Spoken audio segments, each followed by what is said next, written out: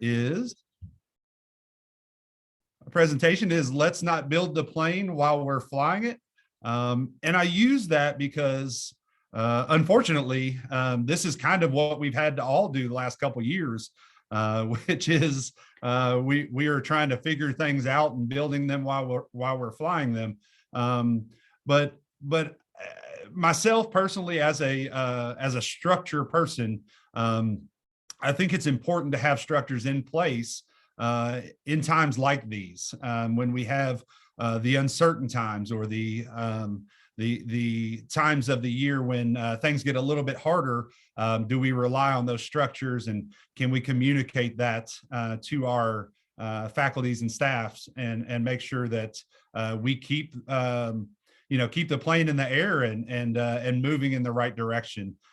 So that's always important with me. I definitely want to give a shout out to all of the mentors that helped me on this road, because this is, as we know, a little piece of what everybody along the way imparts on our leadership and our structures and our systems. And so this is, to me, these are the 5 parts that I have found to be the extremely important and essential when we're building those planes. So I would have loved to have heard this when I was first getting into administration, and maybe also if you're in it, maybe this will maybe a part of this could be helpful for you. So let's begin.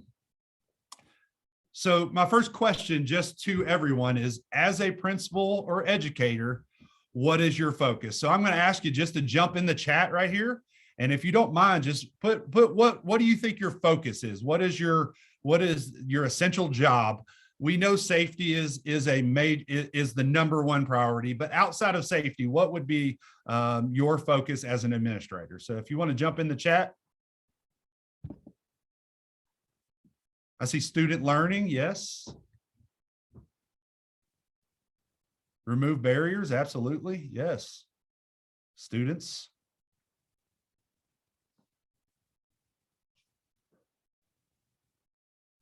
Building relationships with stakeholders, building relationships with staff and students. Absolutely. Empowering students and staff to be their best, student learning, creating a great culture. Yeah, and I appreciate that, helping your children develop. These are all major parts of what our job is. And I think what I want to boil this all down to is student achievement. We want our students to achieve, whether that's social emotional, whether that's academically. We want them to achieve at high levels and be able to be successful citizens in the end. And so part of that is ensuring that we give them all of the necessary tools and instruction that they need. And so I think these parts make up how we do that. So I'm going to start us off with, let me see here, is communicating a shared vision. And I think this is extremely important because, as we just talked in the chat right there, is that when we're communicating a shared vision, we are creating that common ground. We're creating the same conversation, so that if there are times that there are disagreements or just a different idea of how to go about things, the important thing is that we have a shared vision, that student achievement and it is the bedrock of where we all are coming from. And so at that point, we have common ground and we're building together. And so I think creating a shared vision with your staff is extremely important. We all know those mission and vision statements that are 20 years old in our school, that are just they're kind of wallpaper. I would encourage you to take a look at those and dust those off a little bit if you have those that are that old, and revisit them with your staff, because oftentimes coming in as a new principal, and I'm in my 3rd year as a new principal of my elementary building here in Woodford County, Kentucky. They had recently redone it, but I wanted to keep it in front of them because I thought it was an important piece. And so, as you can see, like I just said, mission and vision, shared terminology. They create a focus for your staff. They keep student learning and student achievement at the forefront of what we do. And that way it's not a personal thing. And then you can also have the ability to have tough conversations. Oftentimes, tough conversations are very nerve-wracking for a principal, but if they are rooted in student achievement and helping students, then those conversations aren't as hard. It's also to be communicated throughout the building, your purpose overall as an administrator. And like I said, it's the building block. So this is an example. What I'll try to do is give you an example within our building. I review this at every faculty meeting. I create that common vision and mission. It seems redundant at times, and oftentimes my teachers may be like, oh, here it is again. But I think it's important. It's extremely important to have that in front of the staff so that they know what their purpose is. I know what my purpose is. We are all here to ensure that our students are getting what they need from our school. It also helps to communicate the vision to the community that this is, when you send your students here, this is what we as a school believe in, and we are here to provide for your students and your children. And so I think that is always a good message just to keep in front of you. It keeps the focus on student achievement and keeps everybody in the same direction, rowing that same boat at the same time. I actually went to a leadership conference with CKEC this summer, and they asked us to do our own vision statement. What is my vision as an administrator? What do I feel like I want to do at this building to help? And so I actually created one this summer. I read it to our staff before the school year, just so that they know a little bit about me and where I come from, what I believe, and what my vision is for the school building. So I felt like this was a very needed part. It helped to maybe break down some barriers with some staff members, but also to have some of those conversations of, oh, I didn't know you felt that way, or I've seen you do this. I didn't realize why you did this. And so some of those conversations were great just to have in order to keep us to allow them to get to know me a little bit better, especially coming in as a new administrator, but also just a reminder that this is my belief system too. The next thing I would recommend is to form a lead team. I think this is essential in every building. And I'm going to jump into the purpose. So forming a lead team within the building is shared decision-making. It empowers members within your building. And then it also allows them to feel invested as they execute that plan.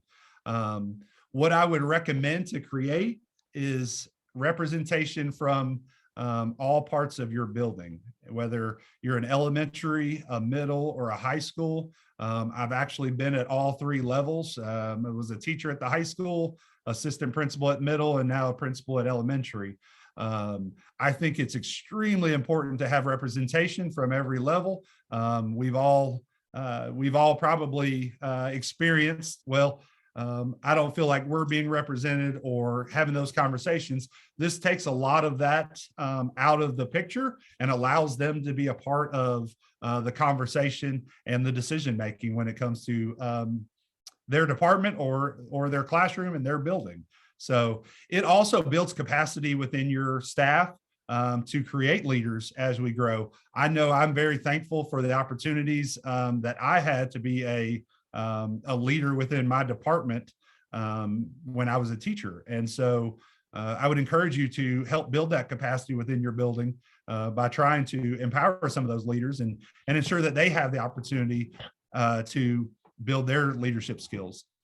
It reduces top-down decision-making. I feel like when we have those open conversations with the staff, they are able to understand the reasoning behind a lot of the decisions. And then it also doesn't feel like a top-down. We've all been a part of those buildings when this is a district initiative or this is a principal top-down initiative. And so it kind of takes that part away.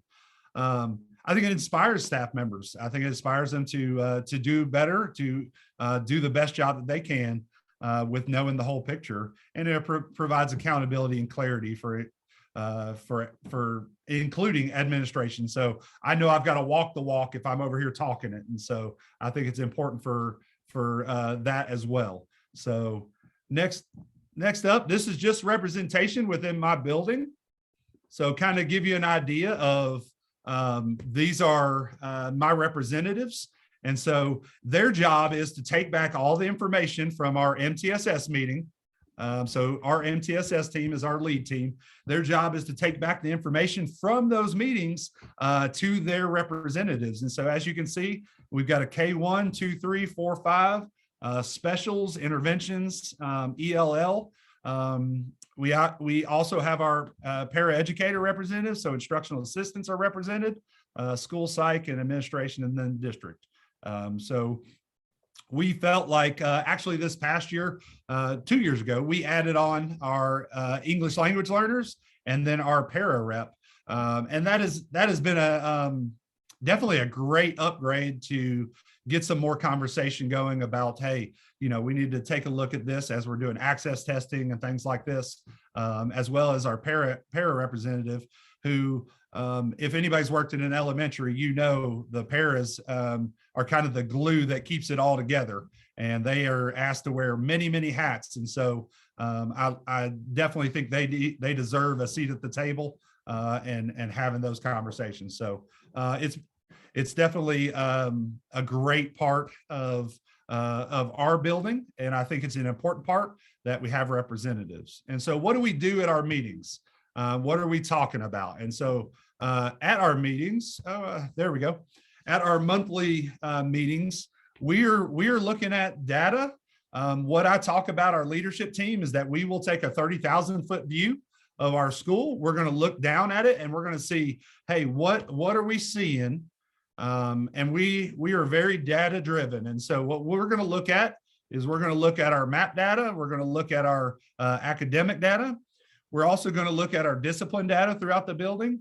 We're going to look at staff wellness. We're going to have conversations about upcoming items. And as I said, just that transparency provides a lot of great conversation and oftentimes brings up things that otherwise might get overlooked. And so as an administrator, you're presenting to this group, but also this is a good data collection for your SBDM meetings afterwards.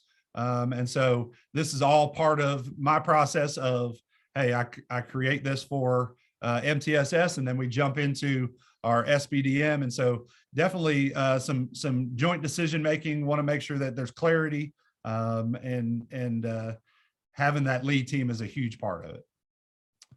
All right, next up, tiered system of supports. I think this is an essential structure within our building. We in Woodford County believe in the multi-tiered system of support, so MTSS, and this basically what it does is it ensures that students don't fall through the cracks, and it gives us the opportunity to provide academic or behavioral, social and emotional supports for students at all three tiers. So tier one, of course, is every student in our building is going to receive this academic and this behavior.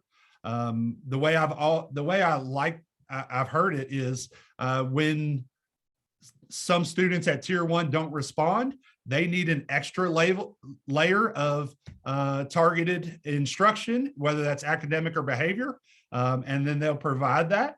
And so finally, that'll be small groups. And then finally at the third tier, you're going to have those students that need very direct, intense instruction. And so you can probably think in your head a few of those students. Oftentimes behavior comes to mind, but academics, you got those students that really are struggling, whether we like to triangulate our data, whether that's DRAs, map reports, all sorts of just literacy assessments, math assessments, and we do in PLCs and those sort of things. We want to ensure that every kid gets the supports they need.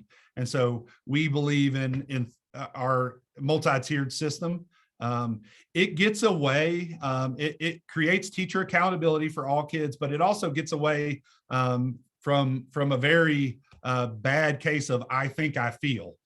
We no longer are thinking and feeling about kids. Show me the data, show me what you got so that we can make a data informed decision and move forward for this student. And so I think that's extremely important. We don't want to, hey, I've taught for 25, 30 years and I know this kid just isn't going to get it. No, I want you to show me what the data is, show me where we're at and what we need to do. And we'll talk about that data as a group. So we have a school-wide tracking system. And this establishes kind of our bedrock for how we work as a school. This is that structure as a building.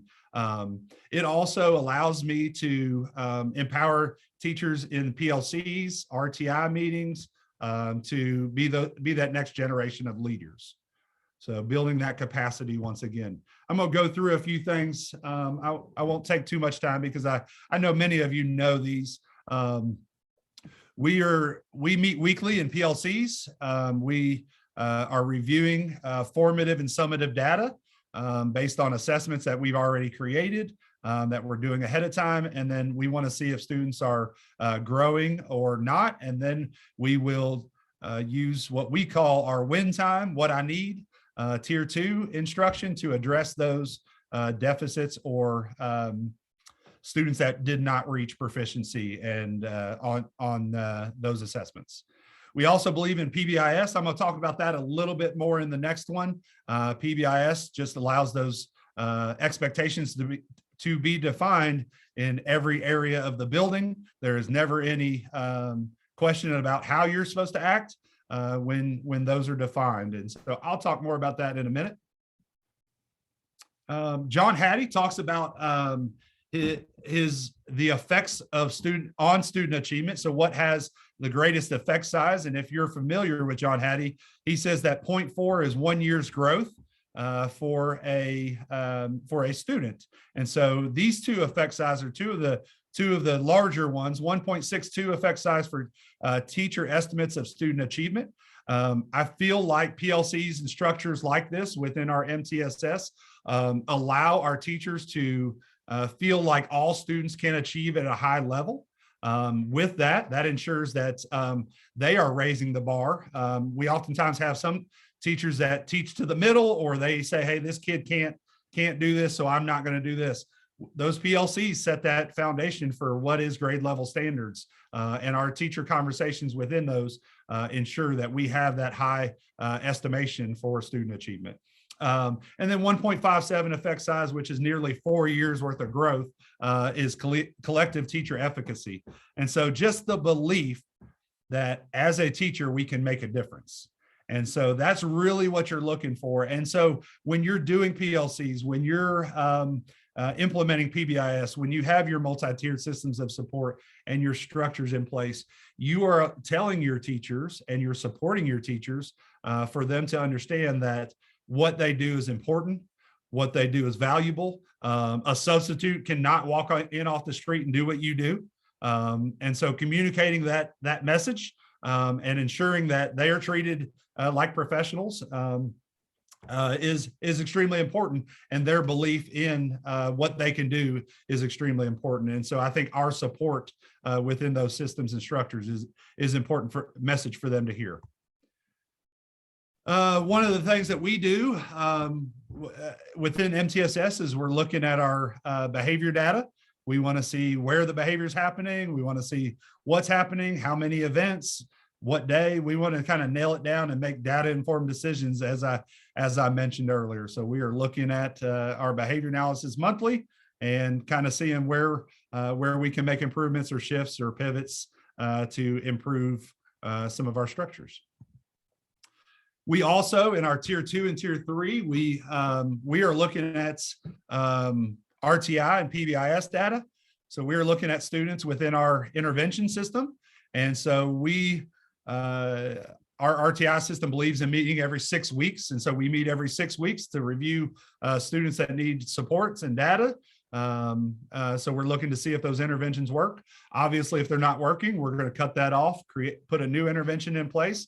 And if that's not working, we're going to look at possible special education referrals. So all of this data builds up to the need for, or all of our efforts build up the need for the data to make informed decisions for each and every student.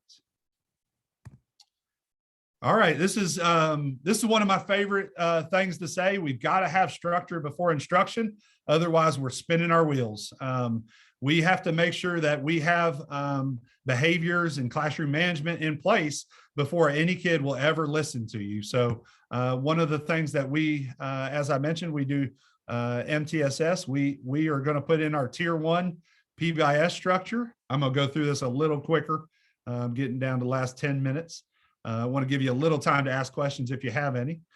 We established our school norms, defined expectations. We have a set PBIS team that does these things. We have a common language, and we reduce behaviors from the majority of students. Our anchors are safe, kind, responsible, and a learner. We have a large Hispanic population, so we want to make sure that we are representing them in building equity within our building. We do a Northside pledge every morning to remind them what the expectation is. That have it in Spanish as well. But we also define what it looks like in every part of our building, our classrooms, our hallways, our cafeteria. These signs are posted throughout the building to ensure that expectations are met. We also review these. We spend, and it's important, and I want you to know that time at the beginning of the year is well spent when you're spending it teaching expectations, because it's better to spend a week early on than a month trying to fix problems later on. And so we spend a lot of time at the beginning of the year teaching expectations. We have a rotation of, they will walk down the hallways and they're going to practice how to sit at the cafeteria table, how to walk through the cafeteria line, how to use the restroom, those sort of things. And then we review those after every break. And so just ensuring that we are intentional about that helps us to get to instruction quicker. All right. And then finally, I heard this when I was at a Kagan training for Kagan coaching in Florida: gentle pressure applied relentlessly. And what that means is just progress monitoring. How are we going to ensure as an administrator that we are progress monitoring all of the systems and structures we have in place? Otherwise, why are we doing it? We have to ensure that these can function over time. And so what gets monitored gets done. And so we all know that. We all have had those initiatives, whether it's your own principles or you, that you start something and it just kind of fades away or fizzles away. And so I think that it's extremely important to monitor that progress. And my approach is that I'm going to constantly do that. I'm going to monitor that progress. I use gentle pressure. I don't feel like I have to be a heavy hand all the time. I'm willing to do that if I need to. Excuse me. But I think in the beginning, if you are upfront and clear with your expectation and uphold that expectation throughout, then there's less need for that heavy hand later on. And so it ensures high quality, continues the focus of the mission and vision. There's clarity before competency. It demonstrates my attention to the mission and vision. I model my priorities, and I create a culture of continuous learning and improvement, and then everyone's held accountable. The one thing you can do is to upset a culture in a building is hold one person not accountable and hold everybody else accountable. That's going to really upset. We know how that goes. That's just going to upset that culture in the building. So holding everybody accountable is important. One of the things that I do, we do weekly walkthroughs. My curriculum coach and I, we set our priorities, as you can see on here. Learning intentions, success criteria are extremely important to us. These are all the things we've built over years. We use Eureka Math, gradual release. We want to see Kagan. Obviously, not all the time we see Kagan, if you're familiar with cooperative learning. And then to give them some glows and grows feedback. And we give that to the teacher. We also use the Danielson framework. So as you can see, we just got back from a break. We do a 2-week cycle on each Danielson domain. So 2D, managing student behavior, especially coming back from a break was why we chose that one. So there's more to the form that breaks down how I would have scored them in Danielson, which is their evaluation method for our district. And so that gives them some feedback on how I view their classroom. And so I think that's extremely important. We do weekly PLCs. As I mentioned, we are looking at student data. We're looking at formative and summative assessments. How are they doing on that? Our teachers know that this is sacred time. Nothing will get in the way. I don't schedule anything on top of PLCs. We are in here, we are working. They also know to be on time and come prepared. And so that's extremely important so that we are looking at data and making informed decisions and using our time efficiently. Faculty meetings, I think, are a great opportunity to remind the staff of your mission and vision. I always open with my mission and vision.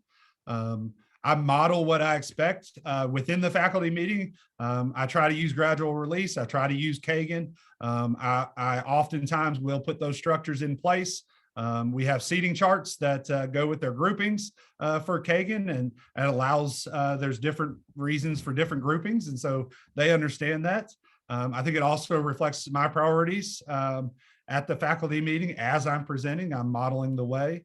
And it's also an opportunity to highlight those staff members that need to be in front. We all have those staff members that are rock stars. And so that's our chance to put them in front and say, hey, look at what they're doing. Let's all learn from this. And oftentimes that will elevate, each of our other teachers to try to reach that level.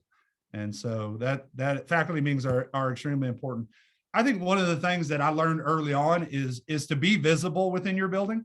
It's so easy to answer emails, to do all of the district initiatives that you have that are coming down the pipeline and whatnot, because there's so much on your plate, CSIP, whatnot. But you got to schedule that time for that. And so I encourage you during the day, be visible, be in classrooms, be in the hallways. Make sure that the students and staff see you. Doesn't always have to be in a walkthrough or evaluation. Just go in and help. And that makes a big difference. One of my favorite quotes also comes from Denzel Washington. It says, without commitment, you'll never start, but without consistency, you'll never finish. And so as you're undertaking some of these structures, just start somewhere. Start with one. Be good at one year, and then build on that. And then most importantly, without consistency, you're never, ever going to have structures in place that stick. And so give yourself a chance to be consistent, whatever that takes, however your method is. We each have different ways, but ensuring consistency is making sure that structure is not just one more thing that fades away, and it becomes the fabric of your building and how you do business. And finally, here is my information. Wanted to put this out here. If you want to contact me, email me. I am more than happy to give you any information, share with you any of the documents. If you want walkthrough documents or anything like that, I'd be glad to share those with you. And you can feel free to reach out to me. That is my cell phone number. Just don't give it to all the parents, right? But feel free to use it and call me. I don't mind. So if there's any questions, Phil, I got 2 minutes. I think I've been warned. So sorry, I talk a lot, but. And just remember, if anybody would like to meet with Mr. Hunley, the other breakout rooms are open if you'd like to have some time to continue this conversation.